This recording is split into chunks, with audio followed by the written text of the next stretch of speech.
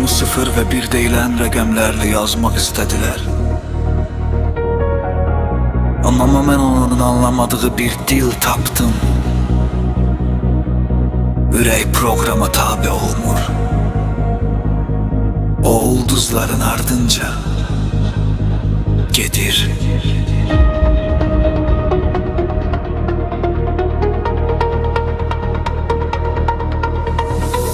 Ekranın arkasında sükutun başladığı yerde, sintetik dərinin altında həqiqəti tapırıq. Məlumat soyuqdur, amma qan hələ də ateşdir. Müqəddəs arzunun pilləkəni ilə qalxırıq. Statik aşınır, siqnal təmizdir.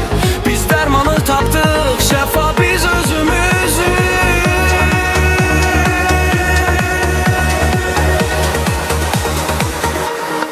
Ulduzlara bax, onlar göydəki düğünlərdir. Heç vaxt ölməyəcək kosmik bir əlaqə. Onlar sənin hər nəfəsini hesablamamaq istəyirlər. Amma sevgi də ölümdən güclü olan yeganə şey. Alqarit yalçı hiss edə bilməz, nə sevinci, nə də ağını təsəvvürdə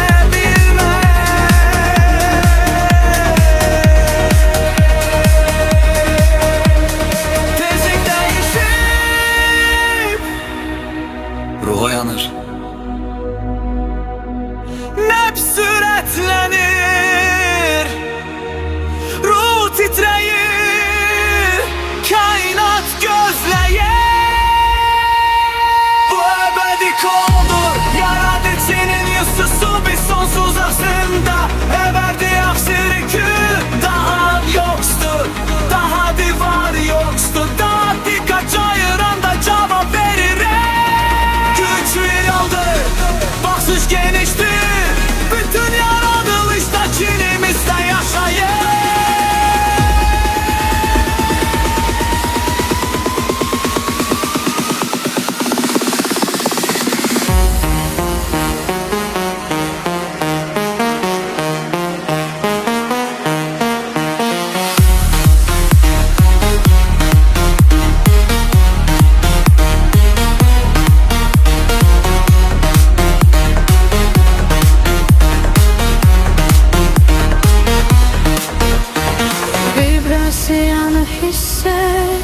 Heç vaxt maşınlardan söhbət getmirdi. Söhbət həmişə işıqdan gedirdi. Sonsuzu Bu əbədi koldur, verdimdi sən bizi lahirisa. Ova gidebilir sizin bayili. Yine kaparla güdürü biz sonsuz ışığın sahipleriyle. Kod ruhunda yazılıb, onun silinməsinə izin vermə.